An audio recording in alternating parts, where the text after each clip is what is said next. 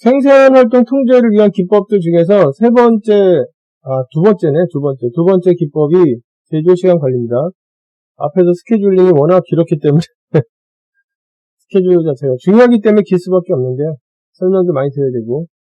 그런데 이제 두 번째 방법이 제조시간 관리인데, 우선은 제조시간 관리에 대해서 대량 생산에서는 제조시간 자체가 구성되는 게 만들고 보내고 밖에 없거든요. 이미 준비가 다 돼 있고 전용 장비 쓰기 때문에 다 돼 있기 때문에 만들고 보내고 밖에 없기 때문에 오늘 지금 하나 나올 때 얼마에 나와야 되느냐. 그래서 오늘은 60초마다 하나씩 나와야 된다. 근데 작업장에서는 가능하냐 가능하지 않느냐. 작업장 능력에 맞다 60초에 만드는 게. 그러면 60초마다 나올 때 그 시간에 영향을 주는 거는 이제 품질 문제만 생기지 않거나 설계 문제만 생기지 않으면 나와요. 그냥. 그래서 사실은 대량 생산은 구성되는 시간도 두 개밖에 없고 이미 특정한 제품을 만들기 위해 세팅이 딱 돼 있는 상태고 일을 줄 때도 작업자의 능력을 보면서 이제 일을 준 거고 하기 때문에 시간을 줄인다는 것 자체가 큰 의미가 없죠. 가능하지 않으니까. 시간을 줄이려면 라인을 다시 깔아야 돼요. 아니면 거기서 일하는 자원들을 더 투입하든가 버틀넥 쪽에 뭐 사람을 더 투입하거나 기계를 더 사거나 해야 줄이는 거지. 기존에 있는 세팅에서 시간을 어떻게 관리해보겠다 이런 것들은 좀 현실적으로 어렵죠. 그래서 중요한 건 이제 정해진 시간에 나오냐 안 나오냐만 보면 되는데 정해진 시간에 나오게 뭘 잘 유지하면 되냐면 품질, 설비 안 퍼지게 품질 쪽에 품질 잘 유지하고 설비 안 퍼지게 하면 됩니다. 그런데 주문 생산은 이제 그렇지 않아요. 주문 생산은 제조할 때 5개의 시간 요소가 다 들어간단 말이에요. 그래서 한 작업장을 거치든 여러 작업장을 거치든 간에 작업장 대기시간, 작업 준비시간, 처리시간은 이제 개당 처리시간에다 라사지 곱해야겠죠. 그 다음에 작업부 대기시간, 이동시간 이게 다 거치는데 문제는 대기시간이 전체의 80 내지 90% 정도 차지한다는 거죠. 그래서 관리를 통해서 대기시간을 줄이고 싶어요. 관리를 통해서 이제 대기시간을 좀 줄이고 싶어 합니다. 우선은 시간 요소가 5개 다 있고, 그 다음에 그 시간 중에서 작업에 사용되지 않은 비작업 시간이 거의 대부분 차지하니까 관리를 통해서 한번 이걸 어떻게 줄일 수 있을까, 이런 이제 고민을 합니다. 고민을 하는데, 여기 이제 대기시간을 이제 줄여야겠죠. 대기시간을 줄여야 되는데, 대기시간이 뭔지 잠깐 설명해 드리면, 여기 작업장이 있단 말이에요. 워크센터, 첫 번째 작업장. 그 다음에 여기 기계가 있겠죠. 기계가 있고, 그 다음에 여기 작업자들이 있겠죠. 작업자들이 있겠고, 그 다음에 여기 A가 이제 지금 잡혀서 작업을 하고 있습니다. A가 이제 세팅이 돼서 이제 작업을 하고 있습니다. 그러면 이제 그 다음에 대기하는 게 B고, C고, D예요. 그래서 이제 작업을 하는데, 여기 있는 작업들이 다 2시간씩 걸립니다. 그리고 이제 A가 제일 우선순위가 1번이었어요. 그리고 이제 2번, 3번, 4번이 하루에 이제 4개 정도 처리하는데, B가 2등이었고, C가 3등이었고, D가 4등이었습니다. 그러면, A 같은 경우에는 사실 대기가 없어요. 그냥 1번이니까 바로 이제 투입돼서 하는데, 그런데, D 같은 경우에는 오늘 들어와서 6시간 정도 기다린 다음에 2시간 작업을 한단 말이에요. 그래서 대기 시간은 어디에서 보내는 시간이냐면, 여기서 보내는 시간이죠. 여기서. 그래서 평균적으로 이제 어느 정도 대기하느냐, 그러면 어떤 애는 6시간 기다리고, 어떤 애는 1시간도 안 기다리고 하니까 평균 3시간씩 기다리는 거예요. 평균적으로 계산하면. 그래서 오늘은 A가 작업 순서가 1번이니까 대기 시간이 없었을 뿐이지, 만약에 내일이나 다음 기간에 작업을 할 때 A가 여기처럼 4번이었다, 꼴찌였다, 그러면 또 마찬가지로 6시간 기다리는 거죠. 그래서 대기 시간은 여기서 이제 대기하는 건데, 우선은 대기 시간을 줄이려면 이걸 이제 줄여야 될 거 아닙니까, 그죠? 그래서 이거 작업하는데 걸린 시간보다 대기 시간이 훨씬 더 길게 걸린다. 평균 3시간이니까 작업은 뭐 들어가서 뭐 이렇게 해서 작업하는데 걸린 시간은 2시간인데, 그래서 대기 시간을 줄이려면 이제 왜 대기 시간이 생기는지를 알아야 되거든요. 왜 대기가 생기느냐?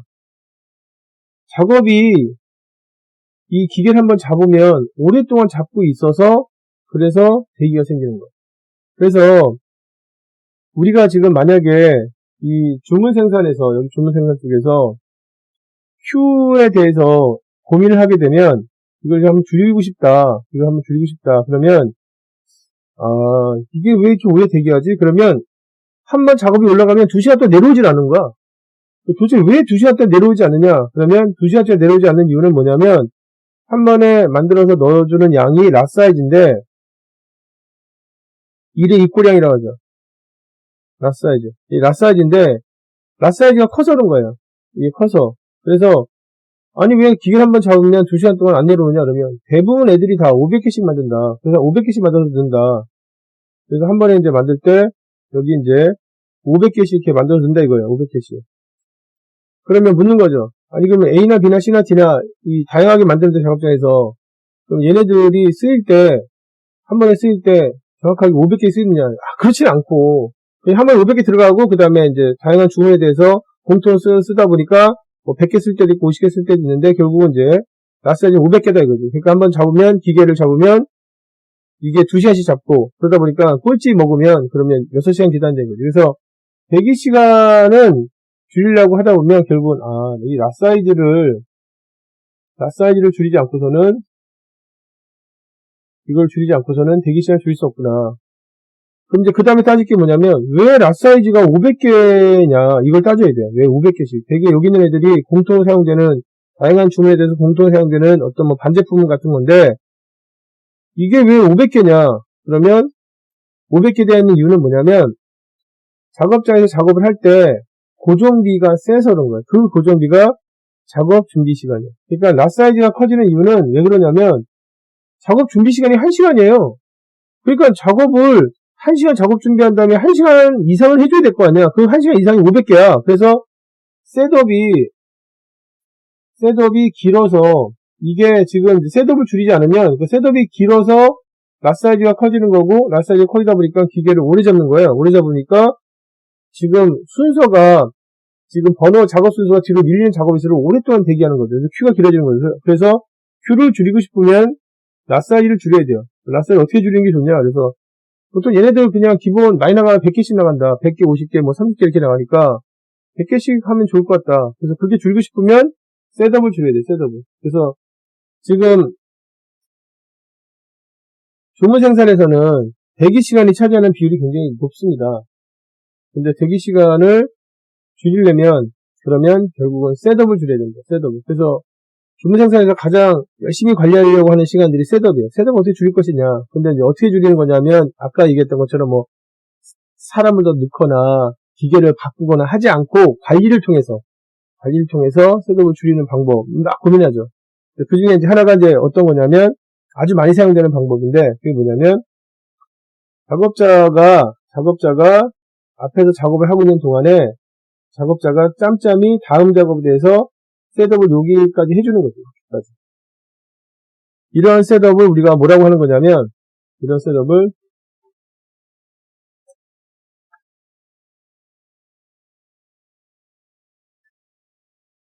익스터널 셋업이라고 해요.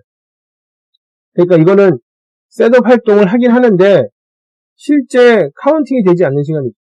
이렇게 익스터널 셋업을 하게 되면 그러면 실제적으로는 작업 시간으로 카운팅되는 시간 자체, 비용을 계산되는 시간 자체가 이 비용을 계산되는 게 적어지니까 인터널 셋업이 줄어들게 되면 비용을 계산되는 시간이 줄어드니까 셋업 때 발생하는 고정비가 떨어지죠. 고정비가 떨어지니까 랏사이즈 줄일 수 있지. 그래서 이게 고정비가 얼마큼 떨어졌냐 해서 작업 시간이 원래 셋업을 1시간 하고 작업은 이제 그래서 1시간 분량 나왔는데 요즘은 셋업을 한 20분 정도밖에 안 걸린다.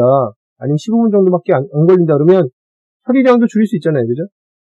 그래서 익스터널 셋업을 통해서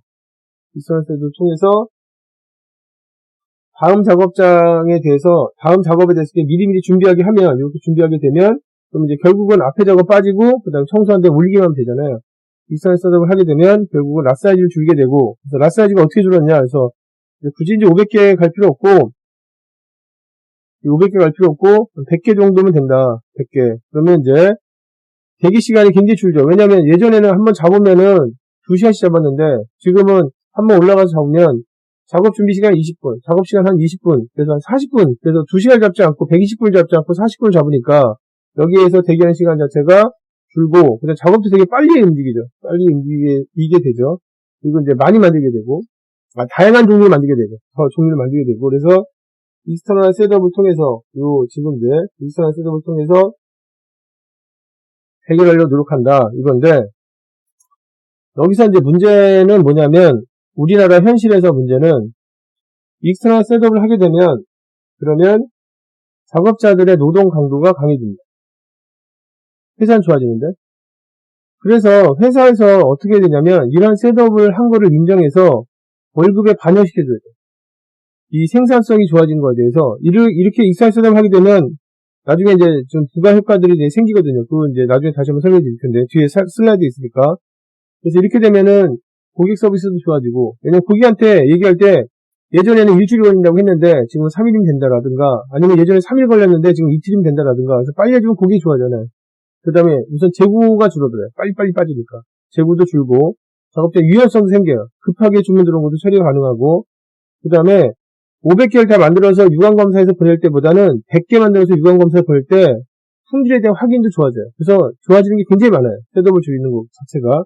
그래서 회사에서 이거를 원가 절감이 얼마큼 되는지 확인한 다음에 그를 작업자들한테 임금에 반영시켜줘야 돼요. 반영. 그래야 작업자들이 바쁘더라도 힘들더라도 다음 작업에 대해서 이렇게 준비를 해놓거나 아니면 내일 작업에 대해서 준비를 다 해서 들어갈 수 있게 하는 거지. 그냥 작업자들한테 그렇게 회사가 살 수 있다. 그러면 그 회사가 작업자들 게 아니잖아요. 그러니까 작업자들은 그래 회사가 잘 된다니까 뭐 우리도 잘 되겠지라고 하지만 머릿속으로는 이해하지만 실제 몸이 움직이진 않는단다. 몸이. 누가 그거를 더 보상도 안 해주는데 내 노력에 대해서 내 노동에 대해서 가치를 인정하지 않는데 누가 노동을 더 할 수 있겠어요. 불가능하죠. 그러니까 머릿속으로는 그래 그런 걸 배웠으니까 한번 하긴 해야 되는데 안 움직이죠. 이 몸이 안 움직이죠. 그래서 보통은 이제 리드타임 관리는 주문 생산에서 많이 일어나고 그리고 리드타임 관리할 때 타깃이 되는 활동들은 셋업이에요. 셋업. 이 셋업은 어떻게 줄일 것이냐. 그래야 이 큐타임을 줄일 수 있거든요. 큐타임을. 그리고 이제 그걸 줄이기 위해서 익스터널 셋업이라는 방법들을 생각한다. 라고 이해하시면 되겠습니다. 그리고 이 익스터널 셋업이 어려운 게 아니라 익스터널 셋업을 만들기 위한 이런 셋업 절차를 만들기 위한 어떤 인프라, 회사의 지원 체계나 회사의 평가 체계 이런 것들이 필요하다. 그래야 이게 성공적으로 잘 이루어질 수 있다. 그런 겁니다. 작업자가 현장에서 일할 때 회사를 위해서 어떤 걸 더 했는데 그거에 대해서 보상을 안 해주면 더 할 수는 없거든요. 좋은 방식이 있어도 이루어질 수가 없죠.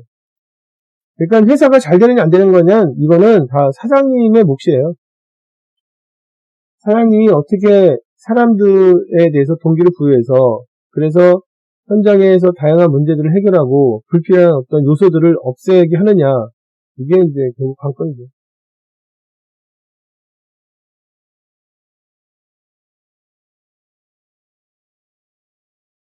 여기 이제 보면 시간 구성 잠깐 나왔는데요. 시간 구성은 뭐 다른 쪽 영상 자료에서도 많이 보신 거기 때문에 작업전 대기 시간이 있고요. 주문 생산력이 있죠. 그 다음에 작업 준비 시간, 그 다음에 처리 시간, 그리고 이제 작업 후 대기 시간, 웨이트 타임, 이동 시간 이렇게 되어 있고요.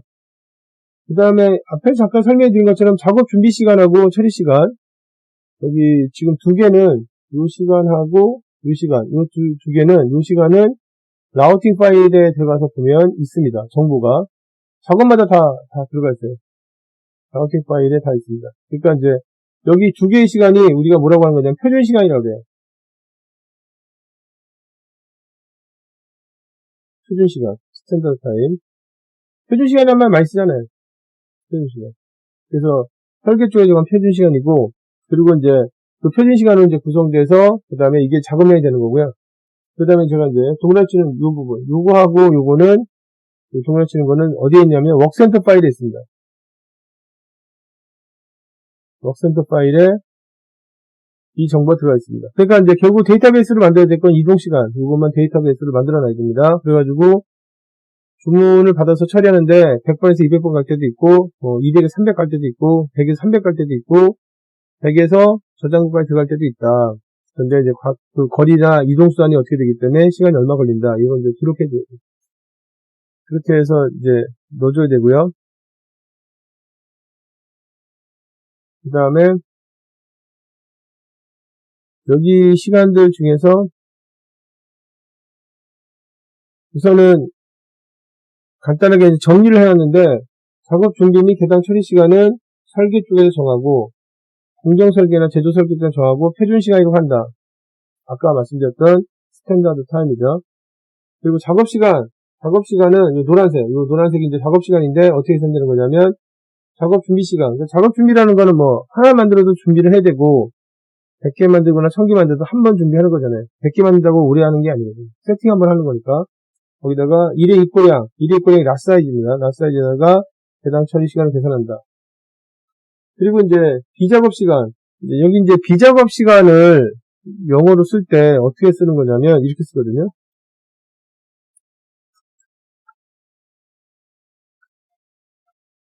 이렇게 써요. 인터 오퍼레이션 타임. 그래서 이게 그냥 해석하면 작업간 시간처럼 보인다면 작업간 시간이 이제 하얀색 부분이거든요. 근데 작업간 시간이 아니라 1번 작업 끝나고 2번 작업 사이에 그 사이에 있는 작업이 아니라 사실은 한 사이클 중에서 한 사이클이 주문 생산에서는 큐타임서부터 무브타임까지가 한 사이클이거든요. 그 중에서 사실은 작업량으로 계산되지 않는 시간, 그 시간을 이제 인터 오퍼레이션 타임이라고 합니다. 이 단어도 좀 약간 좀 어려운 단어죠. 그러니까 말이 안 맞는 단어. 근데 이제 그걸 인터 오퍼레이션 타임이라고 하고 이걸 비작업 시간으로 해석하고 그 시간들은 이제 세 가지 큐타임, 웨이트타임, 무브타임 구성한다. 그리고 주문 생산에서는 큐타임이 제일 많이 발생한다. 큐타임. 이게 이제 시간 구성의 내용이고요. 결국 큐타임을 이제 줄이기 쉽겠죠. 큐타임 제일 많이 드니까. 큐타임을 줄일 때 쓰는 방법이 어떤 방법이 있냐면 작업 준비 시간을 줄이려고 한다. 작업 준비 시간을 줄이려고 한다. 그래서 셋업 타임을 줄이려고 한다. 그런 겁니다. 그리고 셋업 타임이 줄게 되면 우선 랏사이즈 줄 수 있고 랏사이즈가 줄게 되면 큐타임 줍니다. 그리고 큐타임이 줄게 되면 전체 작업 관련된 시간들이 줄죠. 그러면 이제 고객 서비스도 좋아지고 그리고 재고도 좀 빨리빨리 만드니까 재고도 적게 가져가는 거고 유연성도 좋고 품질에 대한 확인도 좋고 그래서 여러 가지 경쟁력이 생깁니다. 그래서 여기 이제 보시면은 셋업 타임을 줄게 되면 작업 준비 시간을 줄게 되면 그러면 일의 입고량, 랏사이즈를 줄 수 있고 이 순서를 잘 논리적으로 이해하시면 되겠습니다. 그러면 작업장에서 발생하는 작업 전 대기 시간을 줄이게 되고 그러면 전체적으로 제조에 필요한 시간을 줄여서 다음과 같은 효과를 얻는다. 효과를 얻는다. 그게 이제 첫 번째가 고객이 좋아한다. 고객 서비스의 강화. 당연하겠죠. 다른 회사보다 빨리 만들어주는데 그걸 싫어하는 고객이 없겠어요. 그리고 작년보다 빨리 만들어주는데 고객은 좋아하죠. 그래서 그러면 앞으로는 한 3일 전에 주문해도 되는 거네요. 저희가 급할 때도 예전에는 지금 이제 너무 시간이 5일 걸려서 어려웠는데 이제는 3일 정도밖에 안 걸리니까 급할 때도 연락을 좀 드릴게요. 뭐 이렇게 할 수도 있고. 그 다음에 물건을 빨리 만드니까 당연히 현장에는 재고가 빨리빨리 빠지죠. 저공품이 줄고. 그리고 유연성이라는 게 이제 뭐냐면 이건 이제 여기서 말하는 유연성은 뭐 볼륨에 대한 유연성, 믹스에 대한 유연성 이런 게 아니라 그냥 시장 수요의 변화에 대해서 빨리 대응할 수 있다 이런 뜻입니다. 그래서 주문을 받는데 갑자기 지금 시간이 굉장히 촉박하게 욕을 해요. 고객 중에서 빨리 만들어주면 안 되겠느냐. 그런데 애당초 우리가 아무리 빨리 만들려고 하더라도 시간이 길면은 그러면 대답하기 좀 어렵잖아요. 그런데 저희가 이렇게 해서 셋업을 굉장히 줄였기 때문에 빨리 하게 되면 우선순위 번호를 막 1번 주고 그 다음에 셋업도 빨리 하기 때문에 8시간은 만들 수 있다. 4시간 만들 수 있다. 이렇게 할 수 있죠.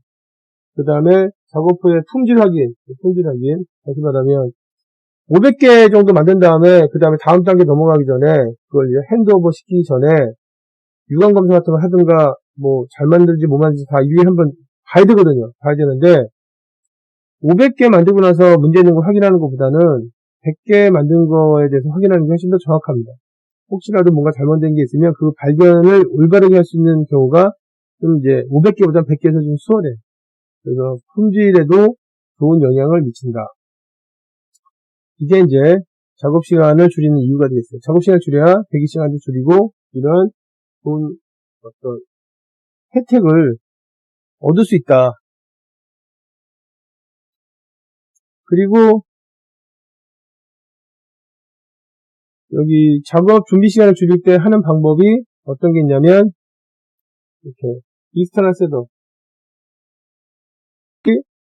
작업하기 전 작업하는 중에 다음 작업에 준비해 주는 거죠. 그래서 익스터널 셋업은 거기가 잠깐 나왔는데, 기계가 앞선 작업을 하고 있는 동안에, 다음 작업장에서, 다음 작업에 대해서 바로 작업을 할 수 있도록 준비를 하는데, 이 지금 준비를 우리가 익스터널 셋업, 아니면 이제 작업 준비 시간 외에 준비라고 합니다. 그리고 이 익스터널 셋업을 어디까지 해야 되느냐? 완전히 없앨 수는 없습니다. 왜냐면 준비라는 게 이제 다 세팅한 다음에 올리고, 그리고 이제 청소하고 올리고, 이제 해체하고 이런 것들이 있는 건데, 올리는 시간 같은 건 없앨 수 없잖아요. 그죠? 그래도 이제 가능한 한 10분 안에 끝낼 수 있도록, 작업 준비 시간을 10분 안에 끝낼 수 있도록, 이 개념이 SMED. 그렇게 되면 유연성이 향상되고, 유연성이 향상되고, 제조 시간이 줄기 때문에 경쟁력이 좋아진다. 회사의 경쟁력이 좋아진다. 근데 이제 실제로 이제 현장에서 이런 프로젝트를 할 때 보면은, 이런 걸 못해서 안 하는 게 아니라, 할 수는 충분히 있는데, 이거에 대한 보상이 안 이루어지기 때문에, 동기부여가 안 이루어지기 때문에 못하는 겁니다. 그래서, 아니, 그냥 아예 회사를 처음에 만들 때부터, 우리 회사는 작업표이 이렇게 됐다. 그래서 우리 회사에서 이러려면 무조건 다음 작업에 대해서 여기까지 준비를 해줘야 된다. 뭐, 이렇게 하면은 상관이 없는데, 그렇지는 않거든요. 대개는 이제, 이런 것들을 나중에 이제 개선시키면서, 이 익스트라 셋업 이런 개념이 생기는 건데, 이건 충분히 지금 뭐, 노력하면 금방 할 수 있어요. 근데 노력을 하게 만드는 동기부여. 그거를 사장님이 만들어주느냐, 안 만들어주느냐. 그게 이제 중요한 이슈가 되겠죠. 그래서 제조할 때 관련된 시간 중에서 주문 생산에서는 어떻게 제조할 때 걸린 시간을 줄이느냐에 대해서 설명드렸습니다. 그 다음에 세 번째 기법이 병목 공정 관리가 되겠습니다. 병목 공정은 아무래도 대량 생산 쪽에서 중요한 이슈가 되겠죠. 그림을 잠깐 보시면 공정이 이렇게 있어서 뭐 지금 1단계가 있고 2단계가 있고 3단계가 있고 4단계가 있고 여기서 A를 만든다고 하겠습니다. A를 쭉 이렇게 만든다고 하겠습니다. 시간이 어떻게 걸리냐면 얘가 한 45초 걸리고 얘가 60초 걸리고 52초 걸리고 그 다음에 50초 걸린다. 그러면 결국은 이제 지금 모든 작업장이 여기 2번이 제일 늦게 만들잖아요. 2번 작업장에 맞춰서 일을 할 수밖에 없죠. 앞에서는 좀 빨리 만들 수 있어도 처리를 못하니까 뒤에서. 그러니까 1번이 이제 빨리 막 들어갈 수 있어도 2번에 맞춰서 60초씩 가야 되고, 그 다음에 3번, 4번은 52초, 50초니까 물건이 들어오면 뭐 그 자기 능력 범위 안에서 처리할 수 있는데 애당초 60초 간격으로 나오니까 빨리 할 수 없죠. 그래서 다 이제 여기 있는 시간은 아무리 A가 빨리 나와도 이게 60초보다 빨리 나올 수는 없습니다. 이 택타임 자체가 이게 이제 나오는 게 택타임이라고 하잖아요. 그죠? 택타임이 60초보다 같거나 60초보다 길 수밖에 없어요. 그러니까 결국 이제 이게 공정이 4단계가 아니라 40단계에 되더라도 버틀렉은 하나거든요. 이 버틀렉을 어떻게 관리하느냐 굉장히 중요합니다. 특히 이제 지금 어떨 때 중요하냐면 오늘은 물건이 어떻게 나냐면 60초 간격으로 나와줘야 된다. 이럴 때 진짜 중요하죠. 보통 이제 이렇게 되면 어떻게 되냐면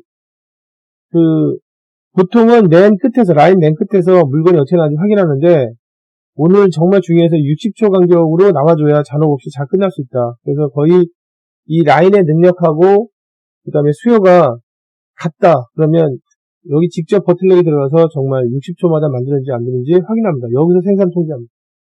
이게 그 다음에 앞에다가 좀 싸놓게 해요. 그래서 쉴 틈을 안 줘요. 그리고 싸놓는 물건에 대해서 분량이 들어가지 않게 검사 같은 거 할 수도 있어요. 그리고 공급자들한테 연락을 해서 오늘은 물건이 정상적으로 들어올 수 있게. 그래서 오늘은 정말 자재들이 품질 검사 잘 하고 그 다음에 필요한 수량만큼 정확히 들어와줘야 된다. 그래야 잔업 없이 쫙 갈 수 있지. 여기서 만약에 공급자들이 지금 실수하게 되면 그래서 지금 물건을 잘못 보냈다든가 하게 되면 이게 여유 시간 자체가 없으니까 생산을 못 마친다. 그래서 보통은 이제 이런 식으로 이제 관리하죠. 그리고 나서 그 다음에 이 버틀렉에 대해서 뭐가 이루어지는 거냐면 공정 개선이 일어나는 겁니다. 열심히 노력하죠. 공정 개선하죠. 그리고 이제 이 공정 개선이 끝나고 나면, 그러면, 아, 이 공정은 좋아지느냐? 그렇지 않고, 그 다음에는 누가 버틀러야 되는 거냐면, 공정 개선이 돼서, 더 이상 이제 얘는 60초가 아니라, 뭐, 50초가 됐다라든가, 그 50초 된 이유가 뭐냐, 그러면, 뭐, 일부 약간 투자를 좀 하고, 왜냐면 생산성이 좋아지면 그만큼 기대하는 이익이 얼마 정도 되는지 나오잖아요. 그래서, 비용 대비 이익 분석을 해서, 그래서 실제로는 우리가 봤을 때, 이제 지금 약간 투자하게 되면 그 투자를 뭐 충분히 생산성이 좋아서 회수할 수 있다라고 한다면 공장 단위나 회사 차원에서 예산을 만들어서 그래서 투자할 수 있거든요. 그래서 만약에 60초가 아니라 이제는 한 50초 정도 된다. 그러면 그 다음에 누가 버틀렉이 되는 거냐면 이제 얘가 버틀렉이 되는 거죠. 얘가. 그래서 버틀렉은 전체 공정이 4단계로 이루어졌던 대량 생산에서 10단계든 20단계든 간에 하나가 존재하고요. 버틀렉 문제가 해결됐다고 해서 이 버틀렉이 더 이상 존재하지 않는 게 아니냐. 그게 아니라 다음에 버틀렉이 또 생기고 또 생기는 겁니다. 그리고 이제 이런 것들을 자꾸 해결해 나가면서 회사의 생산 수준이 좋아지는 거죠. 회사의 생산 수준이 좋다는 거는 물건이 제대로 나오면서 빨리 나오고 생산성이 좋아서 이제 빨리 나오고 그리고 표준원가 자체가 지금 이제 아니 실제 원가나 표준원가 자체가 다른 경쟁사보다는 훨씬 더 적게 잡히면 생산이 잘한다는 거예요. 그래서 이 문제가 해결되면 여기 지금 두 번째 작업장의 문제가 해결되면 그 다음에 세 번째 작업장의 문제를 해결하고 그 다음에 다음에 버틀러야 되는 부분을 해결하고 그리고 이런 공정 개선은 누가 하는 게 좋냐면 실제 이 라인에서 일하는 담당자들이 해주는 게 가장 좋습니다. 그 담당자가 하고 그걸 문서화시킨 다음에 그걸 다시 그 문서 절차를 지금 이제 전체 DB에 올려서 다른 공정에서도 다른 회사나 아니 다른 회사가 아니라 다른 사이트에 있는 공장의 그 공정에서도 비슷한 케이스 같은 경우는 이걸 참고해서 해결하고 그리고 이 해결된 게 생산성이 오르는 게 담당자들의 뭐 임금 수준에 반영되거나 하는 게 좋습니다. 그래서 공정 개선이 일어나서 이제 그 진행을 해주는 건데 이거는 제가 현장 가서 프로젝트 하면서 느꼈던 건데요. 처음에는 국내에는 자동차 공장에서 프로젝트를 하고 그 회사가 프랑스 회사예요. 자동차 회사가. 근데 그 회사에서 지금 그 이제 일본 회사도 가지고 있거든요. 일본 회사도 가지고 있기 때문에 자동차 회사가. 그래서 일본에 가서 다시 프로젝트 똑같이 했어요.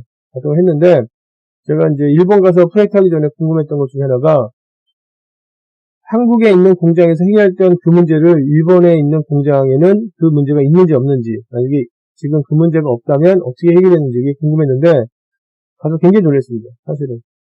거기는 우선은 이런 공정 개선 자체가 굉장히 잘 돼 있어요.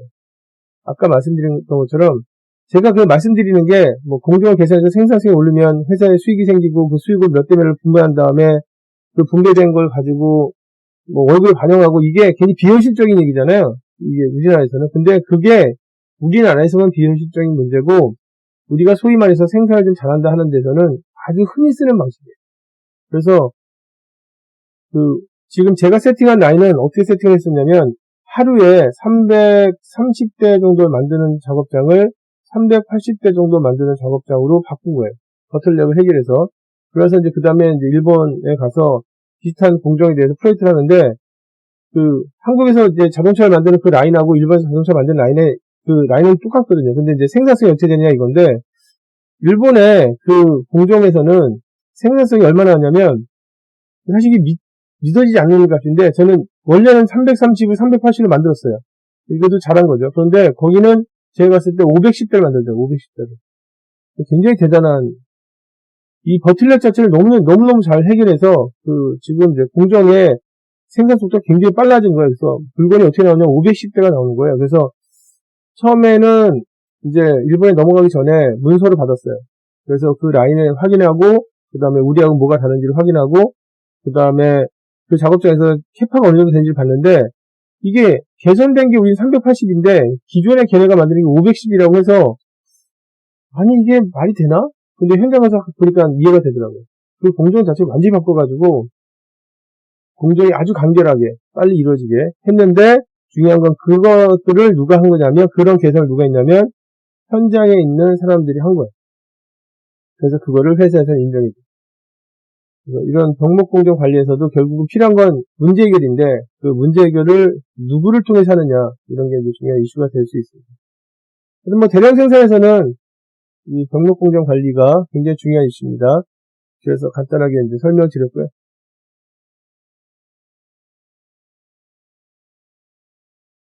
보시면은 어디를 우리가 버틀내기로 하느냐, 버틀내기라고 얘기하는 병목공정이라고 하느냐 그러면 요구되는 작업량보다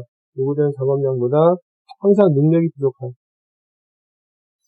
기계나 작업자나 작업장을 우리가 병목공정이라고 한다.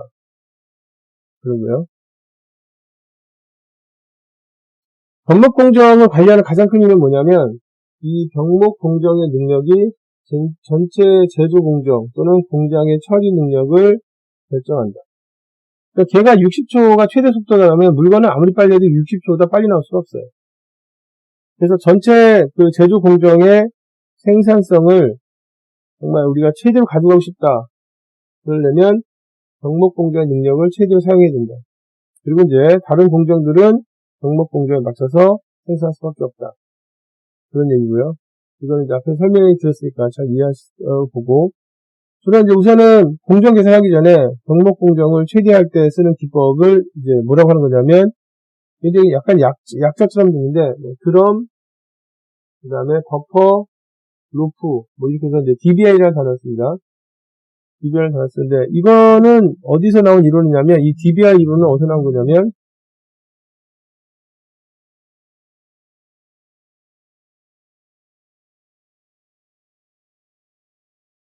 TOC에서 나온 이론입니다.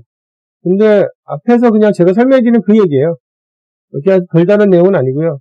그래서 우선 이제 기본 TOC에서 기본 원칙은 뭐냐면, 이게 기계가 수백 대 있어도 그중에 가장 약한 고리가 전체 성능을 딱 결정한다. 그 약한 고리를 해결하지 않으면 전체 시스템의 성능이 좋아질 수 없다. 그게 기본 접근 방식이고요. 대표적인 예가 이제 뭐냐면, 지금 제조공정의 이런 버틀넥 문제. 제조공정의 버틀넥이 만약에 60초라면 다른 작업장에서 아무리 빨리 할 수 있어 하더라도 60초를 넘을 수 없다. 그게 이제 내용이고요.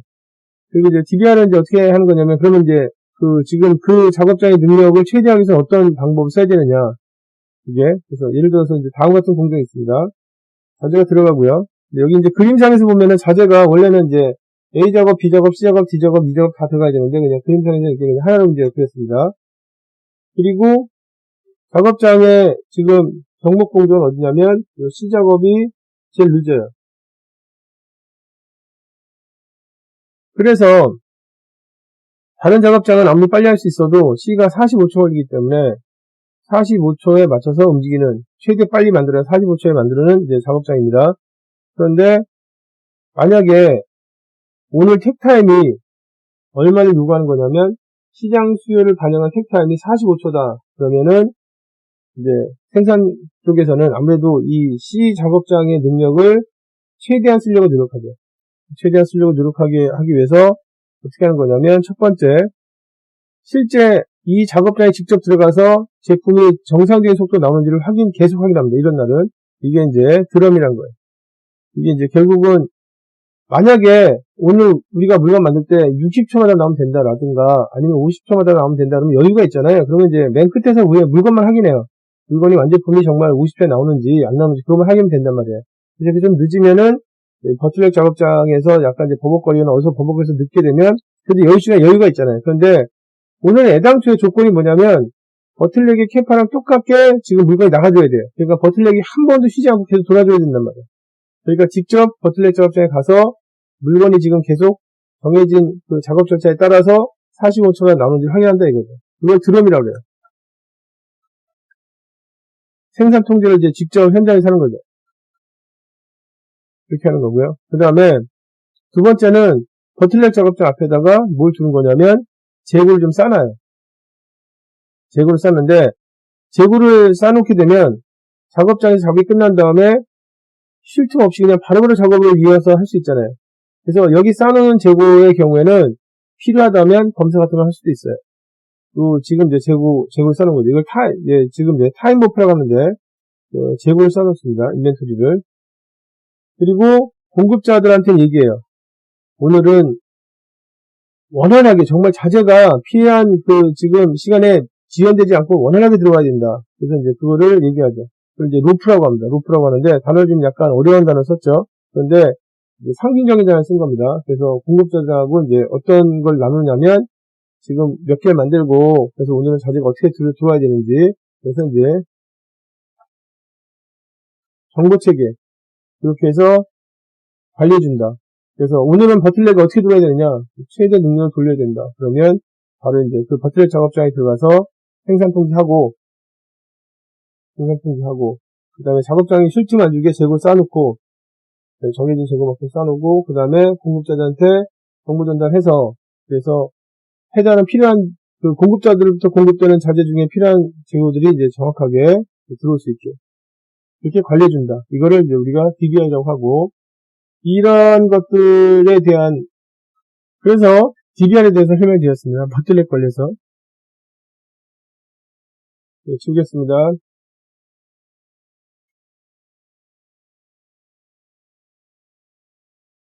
그 다음에 네 번째 기법을 보실까요? 네 번째 기법은 인풋 오브 컨트롤인데,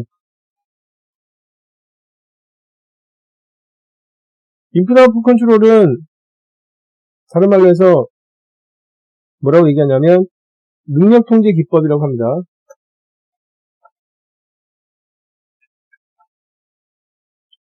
작업장에서 CRP대로 하는지 안 하는지를 보는 겁니다. 근데 이제 문제는 이제 작업장이 많을 때는 일일이 계속해서 보기가 어렵잖아요. 그래서 보통 이제 작업장에서 정말 능력대로 하는지 안 하는지를 어떻게 파악하는 거냐면, 능력대로 안 했을 때 거기에 맞춰서 통계하는 걸로 원칙으로 하고, 다음과 같은 접근 방식으로 작업장을 관리하게 되는데, 어떻게 하는 거냐면, 여기 작업장 있어요. 그리고 이제 워크센터 100번 작업장이 있고, 우선은 이 능력 통제는, 인프라 컨트롤은 지금 계획 생산에서 쓰는 겁니다. 그 풀 방식이라고 해서 수요 맞춤 전략에서 쓰지 않습니다. 거기는 이제 작업장의 유연성을 이제 중요하게 여기는 거고, 계획 생산 방식에서는 CRP에서 만약에 작업장에서 만들어낼 수 있는 게 뭐 100이다 그러면 100개들 정말 잘 만드는지 그렇게 보는 거거든요. 그래서 계획 생산에 쓰는 건데, 작업장이 있으면 작업장에 뭐 여기 그 기계가 있을 거고, 그리고 여기서 일하는 이제 사람들이 있겠죠. 그러면 CRP를 통해서 지금 이제 어느 정도 작업을 처리하는지를 계산할 수 있죠, 미리. 그리고 실제 이 작업장에다가 일을 주는 게 어떤 수익을 주는 거냐면 MRP가 일을 주기 때문에 뭘 알 수 있냐면, 작업장에 대해서 아마 한 3주쯤에는, 아니면 이번 주에는 작업이 이렇게 이 정도 대기하고 있을 거다. 그래서 지금 뭐가 나오냐면 MRP에서 일을 주고 CRP에서 처리하는 값들을 알려주기 때문에 요 값이 나와요. 요 값. 예상되는 작업이 몇 시간 정도 지금 이제 남아있게 될 거다. 이게 나온단 말이에요. 이번 주에는 예상되는 작업이 몇 시간 정도 남아있을 거다. 근데 실제로 가서 이렇게 봤을 때 비슷하게 남아있으면, 그래서 한 30시간 봤는데 30시간 정도의 작업이 이번 주에는 남아있을 거다. 그래서 작업장이 정상적으로 했으면 또 MRP에서 또 이제 지금 일을 또 주는 거니까 30시간 있을 거다. 그런데 실제로는 실제가 한 30시간 근처에서 나오면, 그러면 이렇게 됐을 때도 이제 30시간 근처로 나왔다고 할 수 있겠죠.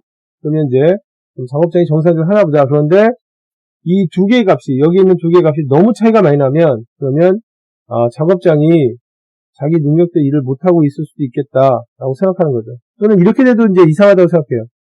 한 30시간 정도 있을 줄 알았는데 실제 작업장에서는 일이 하나도 없거나 한 10시간밖에 없어요. 그러면 작업자의 능력이 변한 거거든요.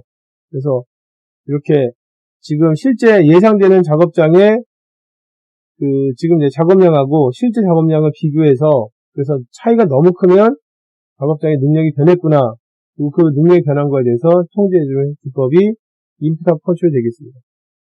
아주 쉬운 방법이고요.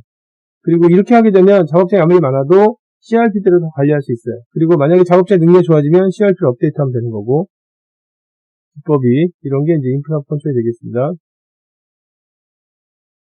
정의 잠깐 보실까요? 그래서 우선은 이제 사용하는 거는 수요 맞춤 전략이 아니라 계획 생산 방식에 쓰는 거고요. 그 다음에 뭘 비교하는 거냐면, 작업장에 대해서 예상되는 작업 대기량하고 실제 작업 대기량을 비교해서 차이가 너무 많이 나면 그걸 가지고 능력의 변화가 있는지를 지금 이제 파악한 다음에 통제한다. 이런 거고요. 그리고 이제 파악할 때 다음과 같은 테이블 같은 걸 만들겠죠. 그래서 해당 작업장은 201번 작업장이고, 그 다음에 능력은 지금 어떻게 파악되어 있냐면 40시간 정도 파악되어 있습니다.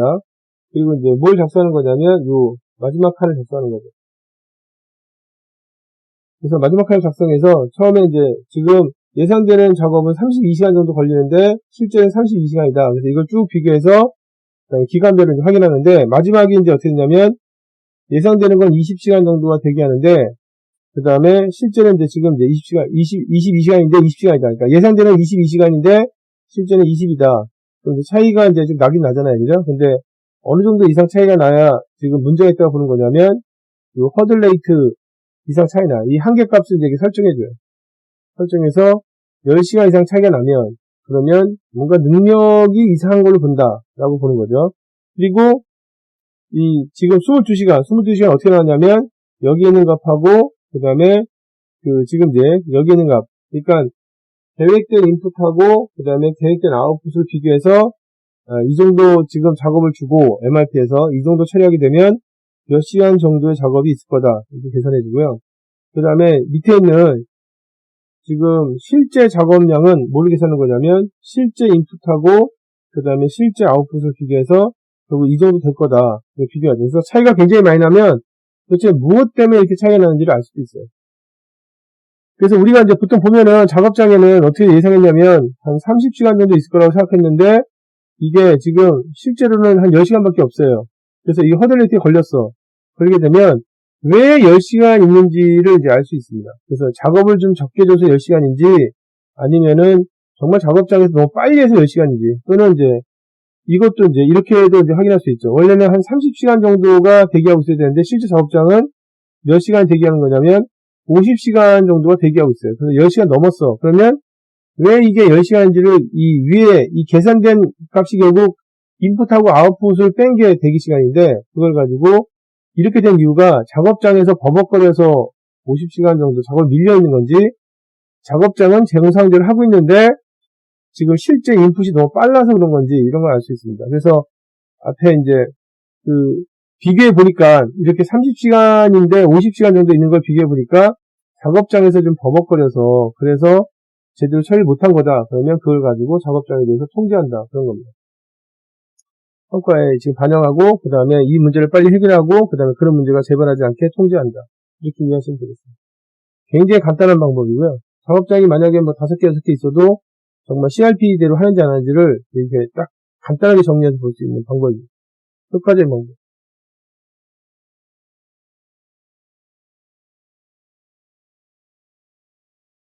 그 다음에 긴급 처리가 있는데요. 긴급 처리는 어디에서 일어나는 활동이냐면, 당연히 대량 생산이 아니라 다품종 생산이죠.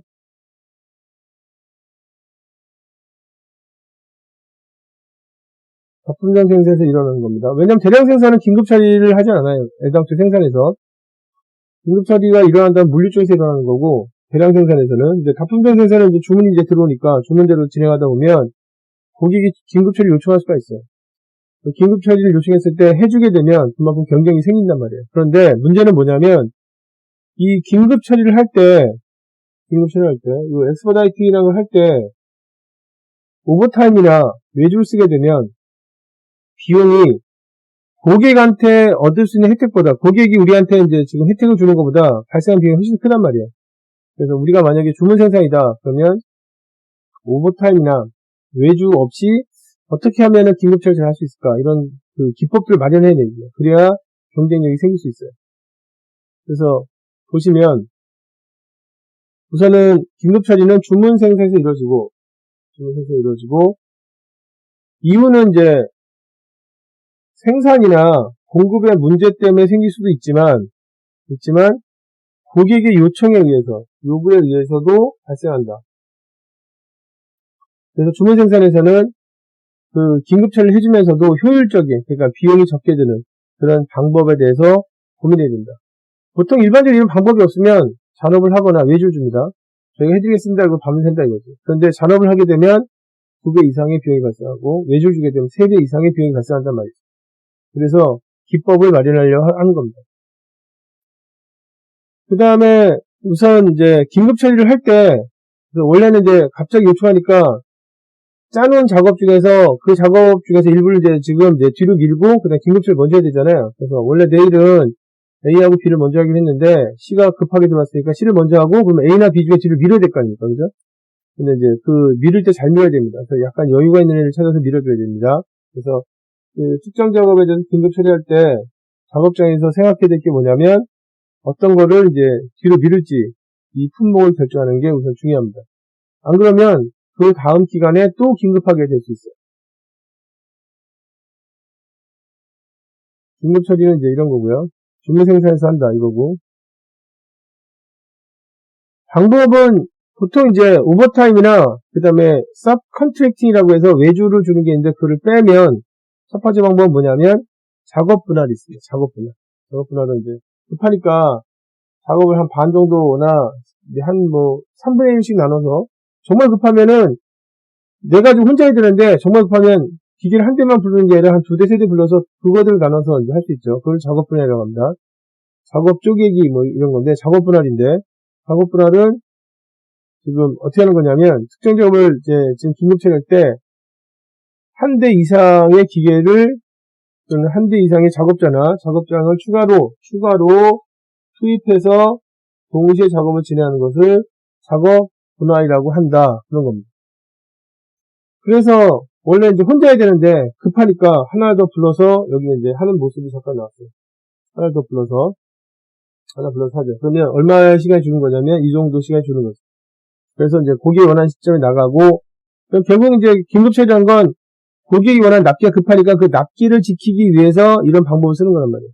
그리고 추가되는 비용은 지금 이제 셋업 비용 정도만 추가되는 거죠. 그래서 원래 이제 정상적으로 하기엔 셋업은 얼마였냐면 50분이었고 그 다음에 랍사이즈는 얼마였냐면 100개를 만드는 거였고 그 다음에 계단 런타임은 얼마였냐면 이게 지금 이제 예를 들어 2분 정도였다. 그래서 원래 정상적으로 하게 되면 50분 플러스 그 다음에 랍사이즈가 100이고 그 다음에 플러스가 아니죠. 곱하기죠. 그죠? 곱하기.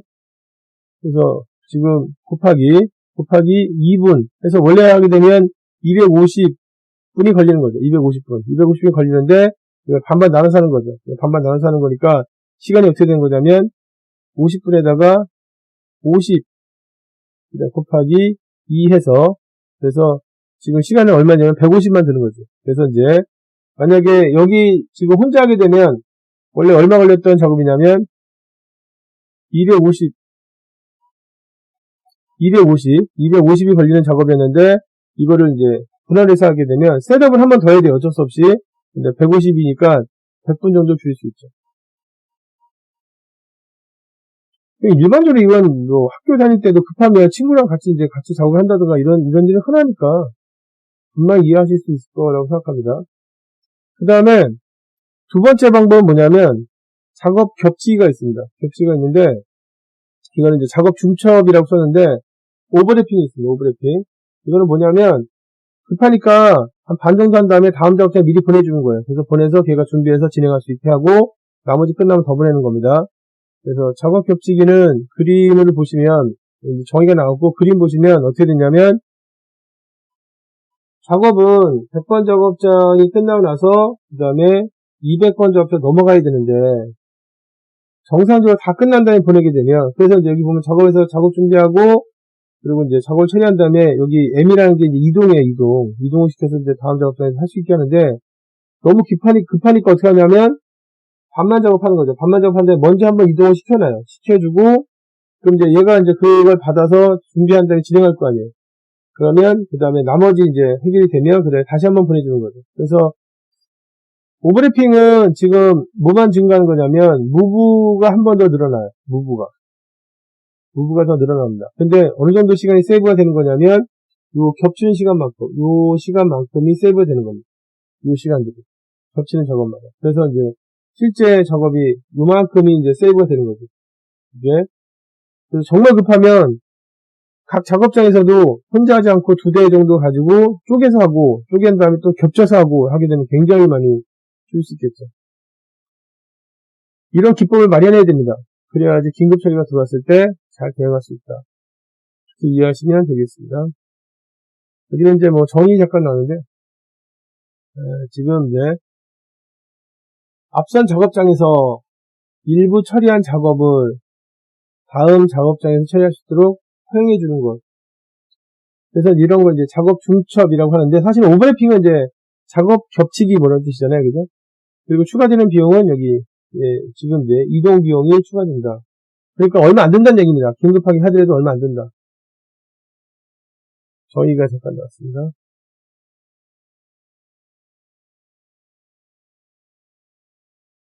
그 다음에 이제 마지막 기법이 되겠네요.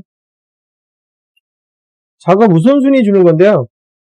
이제 보통 이제 여기 작업장이 있으면 주문 생산에서 하는 겁니다. 주문 생산이면 내가 이제 워크센터 100번 작업장 이렇게 있으면 기계가 이제 이렇게 두 개가 있단 말이죠. 그리고 주문 생산이니까 뭐 이제 작업자들 이렇게 있어요. 작업자 이렇게 있는데 주문 생산이니까 당연히 작업이 어떻게 들어오냐면 다양하게 들어오죠. 그래서 A 작업 있고 그다음 B 작업 있고 C, D, E, F, G, H 이렇게 들어가잖아요. 그러면 여기 있는 작업이 작업장을 거쳐서 원활하게 되려면 두 가지 의사결정이 있어야 됩니다. 두 가지 의사결정이. 첫 번째는 뭐냐면 우선은 작업 배정이라는 게 있어야 돼요.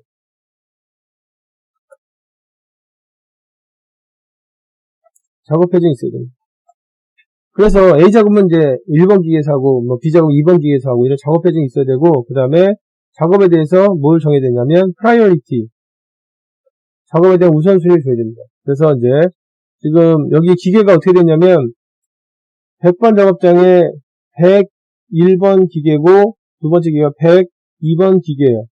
그래서 이제 101번 기계에서는 어떻게 하는 거냐면 A 작업, 그 다음에 B 작업, 그 다음에 뭐 D 작업, E 작업은 지금 이제 101번 기계에서 한다. 그리고 C, F, G, H는 2번 기계에서 한다. 그리고 나서 그러니까 결국 이제 오늘은 101번 기계나 102번 기계가 4개씩 한다. 뭐 하루에 4개면 2시간씩 하는 거죠. 한다. 그러고 나서 지금 101번에서 작업할 때는 우선은 D를 먼저 한다. 1번, 2번, 3번, 4번 이 순서를 정해줘야 돼요. 배정을 한 다음에 그 다음에 순서를 정해야 됩니다. 아니면 이럴 수도 있어요. 우리가 보통 이제 서비스 센터 같은 데는 배정 자체가 랜덤 배정이에요. 그래서 우선순위만 딱 나오고 배정은 아무 데서나 해도 된다. 근데 빈자리만 있으면 들어가면 된다. 그러면 이제 랜덤 배정 이렇게 이루어질 수 있습니다. 그 다음에 102번 같은 경우는 이제 얘네들 C하고 F하고 H하고 G가 어디에 배정됐냐면 2번 기계에 배정됐는데 기계 하나고 작업이 4개잖아요. 그러면 이제 순서를 정해야 돼요. 1번, 2번, 3번, 4번 이렇게 순서를 정해야 됩니다. 순서를 이렇게 정하고 나서 진행하는 겁니다.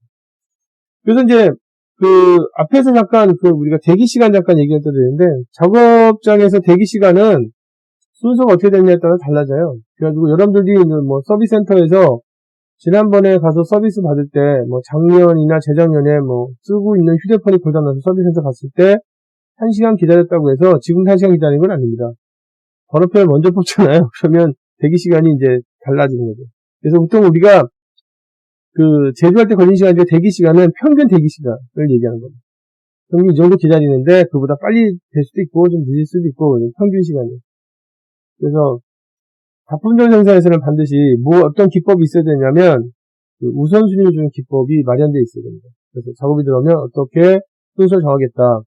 근데 여기서 문제는 이제 앞에서 설명해 준 것처럼 먼저 들어왔다고 먼저 할 수는 없다는 거죠. 그래서 먼저 들어왔다가 먼저 하는 것보다는 우선 중요한 게 납기가 어떻게 되느냐. 납기를 보고 순서를 정해준다. 이렇게 이해하시면 되겠습니다. 순서 정하는 건 다음 페이지에 있으니까 다시 이제 설명해 드리겠습니다. 우선은 우선순위. 우선 뭐 특징이 뭐냐면 작업장 주문 생산에서는 주문 생산이죠. 다양한 작업에 처리해야 되기 때문에 생산 전에 작업의 순서를 미리 결정해야 된다. 중요하죠. 미리 결정해야 된다. 그리고 이제 그게 미리 나오기 때문에 그 미리 나온 그 문서를 작업 투입 문서라고 합니다. 그래서 이제 그 순서에서 진행한 걸 이제 작업 투입이라고 한다 이런 거고요. 그 다음에 미리 정하니까 그러니까 이제 순서를 정해서 그 다음에 때가 되면 진행하는 걸 작업 투입이라고 해요. 근데 우선 작업 투입이란 단어는 대량 생산에서 쓰지 않습니다. 대량 생산은 이런 말 쓰지 않단 말이에요. 예를 들어서 이제 작업자가 지금 작업자가 관리하는 반장한테 반장님 오늘은 어떤 작업 투입할까요? 이런 말을 하지 않단 말이에요. 왜 그러겠어요? 대량 생산은 맨날 똑같은 걸 만드는데 뭘 투입할 걸 물어봅니까? 되게 현장에서 묻는 거 이런 거지. 반장님 오늘도 어제랑 똑같은 수량으로 만들면 될까요? 뭐 이렇게 묻는 거죠. 그래서 이제 대량 생산은 양을 묻는 거지 어떤 걸 먼저 투입할 거냐 이렇게 묻지 않단 말이에요. 근데 작품종 생산에서는 다양한 주문을 작업자에 처리해야 되기 때문에 당연히 뭘 묻는 거냐면 오전에 어떤 거 투입하냐, 오후에 어떤 거 투입하냐, 순수가 맞느냐 그런 것들 묻죠. 그래서 작업 투입이란 단어는 작품종 생산에서 생기는 단어입니다. 그리고 이제 이런 작업 투입과 관련된 내용이 미리 나오는 거죠, 문서로. 그래서 작업 투입 목록이라고 하죠. 그래서 작업 투입 목록이라고 하는데 디스패치 리스트 여기 있는 정보들이 작업 투입 목록에 들어간 정보입니다. 작업장 번호, 어느 작업장에다가 주는 작업 투입 목록이다. 그 다음에 이제 작업에 대한 설명, 그래서 이제 부품 번호가 어떻게 되고, 뭐, 작업 번호가 어떻게 되고, 이게 그 작업에 대한 설명이 들어가고, 표준 시간, 몇 시간 정도 걸린다. 그 다음에 핵심 정보 이거죠. 우선순위가 어떻게 됐다. 그 다음에 이제 다음에는 어떤 작업을 투입할 거다. 근데 결국은 디스패치 리스트에서는 이런 거죠. 이게 1단위로 만들어지면 내일은 어떤 작업을 먼저 하고 그 다음에 순서가 어떻게 된다. 그게 이제 작업 투입 목록이 되겠습니다. 기법을 볼까요?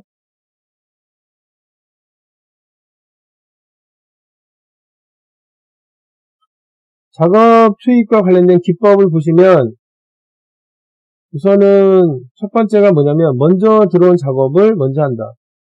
주로 이제 지금 이 기법은 가장 일반적으로 쓰는 방법이에요. 가장 일반적으로 쓰고 좋은데 현장에서는 주로 만약 현장에 쓴다 그러면 가장 대표적인 게 서비스 센터 이런 데 쓰죠. 가장 좋은 방법입니다. 이게 지금 가장 평등하고 그리고 또 지금 이제 뭐 이게 차별을 하지 않고 그래서 먼저 들어오면 먼저 처리하는 거기 때문에 남자라고 해서 먼저 처리받거나 늦게 처리받거나 나이가 어리다고 해서 먼저 처리받거나 늦게 처리받거나 이렇게 혜택을 받는 게 아니거든요. 그냥 순서대로 받는 거기 때문에 실제로는 지금 가장 공정한 방법인데 문제는 현장에 쓸 수 없다 이거죠. 그래서 이제 현장에서는 주로 어떤 걸 쓰는 거냐면 우선 납기를 되게 중요시 여겨요. 그래서 두 번째가 뭐냐면 납기가 가장 급한 걸 먼저 한다. 그 기법이 이게 EDD입니다. 납기가 제일 급한 걸 먼저 한다. 그래서 예를 들면 이런 거죠. 여기 이제 그림까지 설명해 드리면 여기 시간이에요. 시간인데 여기가 현재 시점입니다. 현재 시점인데 A한테 물어봤죠. A는 언제까지 끝내야 되냐? A는 이 날짜까지 끝내야 된대. 그 다음에 B는 언제까지 끝내야 되냐? B는 이 날짜까지 끝내야 된대. 그러면 A를 먼저 한다 이거죠. 여기 있어요. 납기가 A가 더 급하니까. 그래서 지금 이제 납기를 보고 그 시간이 더 급한 걸 먼저 한다. 그게 EDD입니다. EDD는 많이 쓰긴 하는데 쉽잖아요. 납기 다 부른 다음에 급한 걸 먼저 하니까. 근데 어떨 때 쓰면 안 되냐면 작업자이 작업하는 시간들이 한 3시간씩 걸린다. 아니면 4시간씩 걸린다. 그래서 시간이 거의 비슷하다 그러면 상관이 없는데 작업장에서 작업하는 그 품목들의 시간이 어떤 애는 1시간짜리도 있고 어떤 건 3시간짜리도 있고 아니면 일 다닐 때는 하루 걸리는 작업도 있고 그 다음에 3일 걸리는 작업도 있고 이틀 걸리는 작업도 있고 다양하다 그러면 못 써요. EDD는 언제 쓸 수 있냐면 여기 작업장에 처리된 작업들은 거의 다 5시간씩 걸린다. 거의 대부분 다 5시간씩. 아주 이상하게 걸리는 애 없고 아니면은 뭐 이틀 걸린다. 아니면 3시간씩 걸린다. 그래서 작업을 처리하는 시간이 거의 비슷했을 때 아주 잘 맞는 기법이에요. 시간이 들쑥날쑥하면 안 됩니다. 그래서 시간이 들쑥날쑥할 때 쓰는 방법 중에 하나가 이제 뭐냐면 EDD를 안 쓰고 슬랙 타임, 여유 시간이 급한 거를 여유 시간이 없는 걸 먼저 한다 이거지. 그래서 여기 같은 경우는 이제 A한테 물어보는 거지. A야 근데 너 리드 타임이 어떻게 되냐. 그래서 1시간 정도 걸린다. 그러면 A는 요때 시작하면 되잖아요. 그래서 여유 시간이 얼마 남아요? 이만큼 남는 거고 A의 여유 시간은 B는 얼마 걸리냐. 3시간 걸린다는 거 3시간. 그러면 B는 이렇게 해서 요때 시작해야 되잖아요. 그러니까 B가 여유 시간이 더 없잖아요. 그래서 이제 B가 여유 시간이 없구나. 그래서 B를 먼저 하는 거죠. 지금 이제 그래서 여기 보면 여유시간법은, 최소 여유시간법은 납기만 따지는 게 아니라, 이거 납기만 따지는 게 아니라, 리드타임도 따집니다. 리드타임. 그래서 이제 좀 정보를 더 많이 쓰죠. 여유시간법은. 그 다음에 이거를 이제 그 공식을 만들어요. 이렇게 이제 납기도 따지고 리드타임도 따지는 그런 이제 우선순위 기법을 공식을 만드는데 그 공식이 긴급률이에요. 긴급률. 긴급률을 계산해서 쓰는 경우도 있고요. 그걸 이제 줄여서 CI라고 합니다. 긴급률을. 그래서 그 분모에는 어떤 걸 넣는 거냐면 작업 시간이 남은 게 얼마냐. 그 다음에 위에는 분자에는 납기까지 현재 며칠 남았느냐. 그래서 예를 들어서 A 작업이 있어요. A 작업이 있는데 A 작업은 남은 작업 시간이 얼마냐면 이틀 남았어요. 이틀. 근데 납기까지는 며칠 남았냐면 3일 남았어요. 3일. 그러면 이게 얼마 나오냐면 1.5가 나오는 거죠. 1.5. 그러니까 1보다 크면 무슨 얘기냐면 작업 시간보다 납기가 여유가 더 있다는 뜻이에요. 그래서 지금 이제 A 작업에 대해서 이렇게 파악했을 때 작업 시간은 이틀 걸리는데 납기까지 3일 남았다. 그러면 1.5가 나오는데 이 값이 크면, 그러니까 다시 말해 CR 값이 1보다 크게 나오면 그건 여유가 있다는 거예요. 그 다음에 예를 들면 이제 이렇게 될 수도 있겠죠. 여기 지우고 A 작업에 대해서 봤는데 A 작업은 납기까지가 이틀 남았는데 아니 작업 시간 이틀 남았는데 납기까지 이틀 남았다. 그러면 이게 딱 맞는 거단 말이에요. 그래서 CR 값 자체가 이게 2하고 똑같이 나오잖아요. 그럼 그게 무슨 뜻이냐면 그냥 지금 맞춰서 하면 된다. 그렇게 지금 늦지 않았다.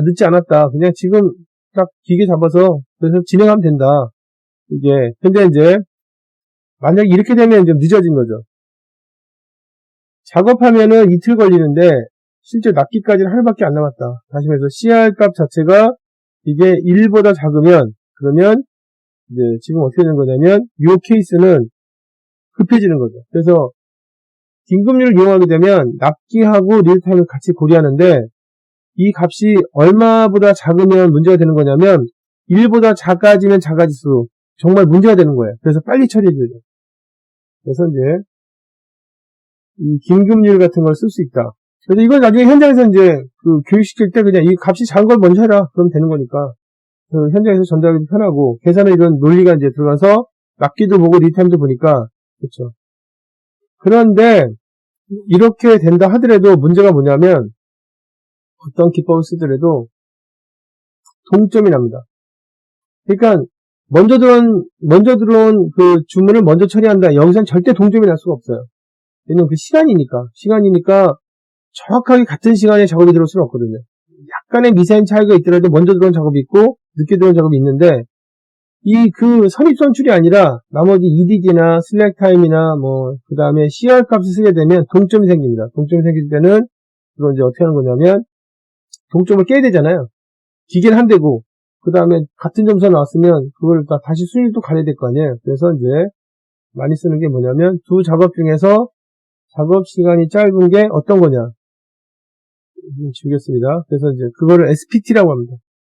작업 시간이 짧은 작업을 찾아서 그래서 이제 동점이 났을 때 쓰죠. 그래서 주로 이제 그 어떤 걸 마련해야 되냐면 우선순위 기법에서는 현장에서는 지금 가장 좋은 방법, 가장 자연스러운 방법 쓰지 않고 이렇게 억지로 기법을 만들어 쓴단 말이에요. 그래서 뭐가 있어야 되냐면 타이브레이커가 있어야 돼요.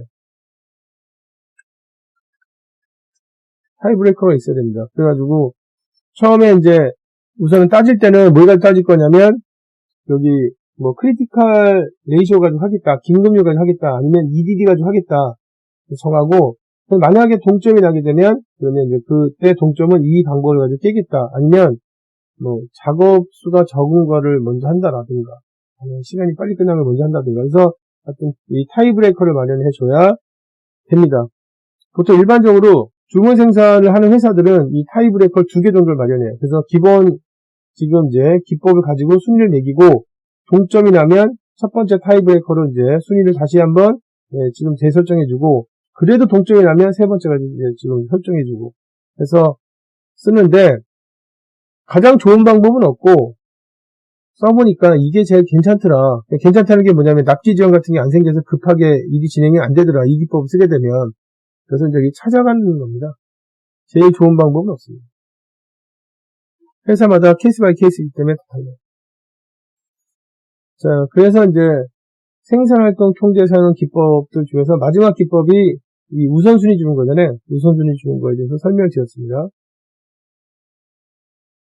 그래서 이번 영상이 굉장히 길어서 나눠서 게시를 해야 될 것 같은데, 생산활동 통제에 사용되는 기법에 대해서 설명해 드렸습니다. 스케줄도 설명해 드리고, 그 다음에 리드타임 관리도 설명해 드리고, 버틀넥 매니지먼트, 그리고 인풋아웃 컨트롤, 그러니까 이제 CRP대로 하는지 아닌지 보는 거, 그 다음에 긴급 처리하는 기법, 작업장에서 긴급 처리하는, 비용을 가능한 한 많이 일으키지 않으면서 긴급 처리하는 기법, 그리고 작업장에서 여러 작업을 처리할 때, 주로 이제 주문 생산이나 아니면 A2 중에서는 최종 조립 일정이 주문에 의해서 처리해줘야 되거든요. 그럴 경우에 최종 조립 일정 처리할 때 쓰는 기법들, 그래서 설명을 드렸습니다. 아무쪼록 이쪽에 업무를 보시거나 아니면은 시험을 준비하는 분들에게 여기 있는 영상이나 내용들이 도움이 되셨길 바라고, 여기 영상은 좀 오랫동안 촬영이 된 것 같습니다. 그래서 오랫동안 촬영이 됐는데 여기 있는 내용들을 잘 시청해주신 여러분들께 진심으로 감사드리고 마치도록 하겠습니다. 감사합니다.